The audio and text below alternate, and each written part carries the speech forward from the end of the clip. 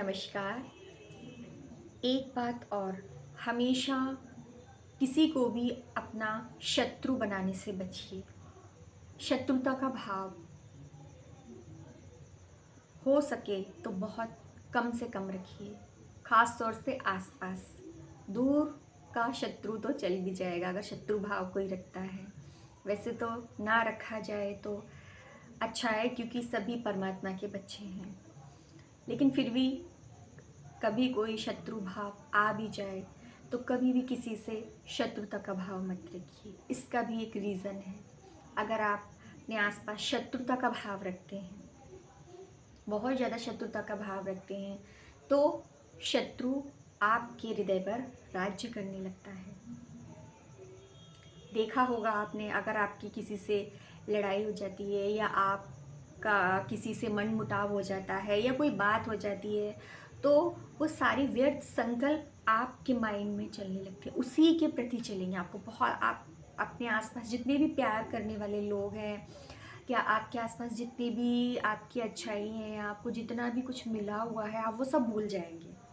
उतनी देर के लिए आपको सिर्फ़ और सिर्फ वो ही याद आएगा, उसके बारे में आप सोचते रहेंगे, सोचते रहेंगे, सोचते रहेंगे। और ये एक दिन का काम नहीं है, 2-3 दिन लगातार चलेगा माइंड।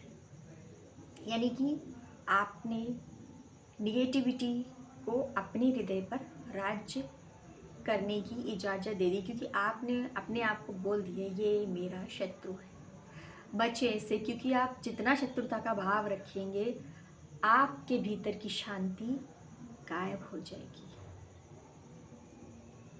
कोई पसंद नहीं है आपको, कम से कम उससे वास्ता रखें, कम से कम संपर्क में आए। लेकिन संपर्क में आए तो सबसे प्रेम का ही भाव रखें, क्योंकि प्रेम का भाव सबके प्रति अगर आप रखेंगे तो आपके हृदय पर किसी का राज्य नहीं होगा, सिर्फ आपका ही राज्य होगा, आपके काम का राज्य होगा। जब हम किसी से बोलना बंद कर देते हैं, तब आपने देखा होगा हमारा मन बोलता है, फिर इतना बोलता है, इतना बोलता है, इतना बोलता है, बहुत बोलता है। अगर हम किसी से बोलते हैं तो हमारा मन शांत हो जाता है। ये मन का कारण है, निगेटिव की ओर ही मन हमेशा देखता है। सारी अच्छाइयाँ होंगी किसी व्यक्ति में, एक अगर उसे गंदगी दिख गई तो मनुष्य की आदत एक मक्खी की तरह है, वो गंदगी पे ही जाकर बैठ जाएगा, उसे कोई अच्छी चीज़ अच्छी नहीं लगेगी।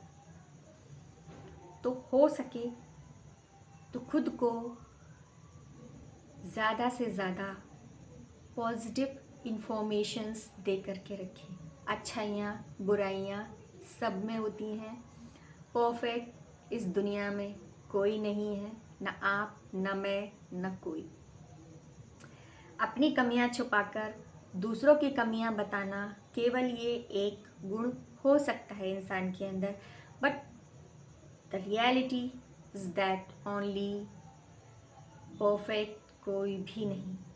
दूसरों को जज करने वाले भी परफेक्ट नहीं, क्योंकि परफेक्ट सिर्फ और सिर्फ भगवान है, ईश्वर है, इंसान नहीं। इंसान सिर्फ और सिर्फ अपनी भूलों से सीख कर कुछ अच्छा स्टेप कर सकता है, सुधर सकता है, लेकिन परफेक्ट वो नहीं हो सकता। कोशिश कर सकता है अपने को अच्छे रास्ते पर चलाने की।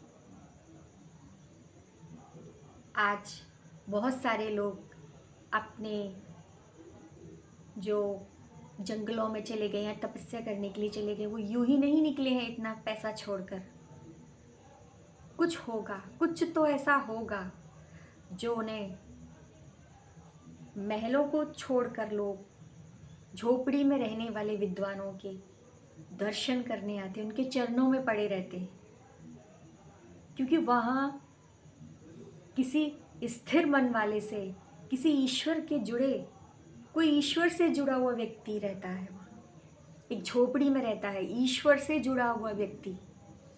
तो महलों में रहने वाला वो व्यक्ति महलों में रहने वाला वो व्यक्ति जो बहुत सारी माया से जुड़ा हुआ होता है। माया बुरी नहीं होती, माया बहुत अच्छी है, क्योंकि इसके बिना भी काम नहीं चलता। लेकिन अगर मन स्टेबल नहीं है, मन अगर पापों में डूबा हुआ है, अनस्टेबिलिटी में डूबा हुआ है, तो वहाँ महलों से उतरकर वो उस ईश्वर से जुड़े हुए झोपड़ी में रहने वाले, रोड पर रहने वाले व्यक्ति के चरणों में आकर गिर जाता है। क्योंकि उसे वो जो चाहिए, वो जो उसने इतना कुछ किया, वो उसे वहाँ मिला नहीं। इसीलिए वो ईश्वर की शरण में आया। घूम फिर के आखिर को इंसान को ईश्वर की शरण में ही आना पड़ता है। ईश्वर से बड़ा कोई नहीं, और ईश्वर की आज्ञा से चलने से बड़ा कोई भी रास्ता नहीं। गीता पढ़ें, रामायण पढ़ें, कैसे भी चलें, पर ईश्वर का रास्ता बहुत ब्यूटीफुल है। हो सके तो वहाँ चलने की कोशिश करें। नमस्कार।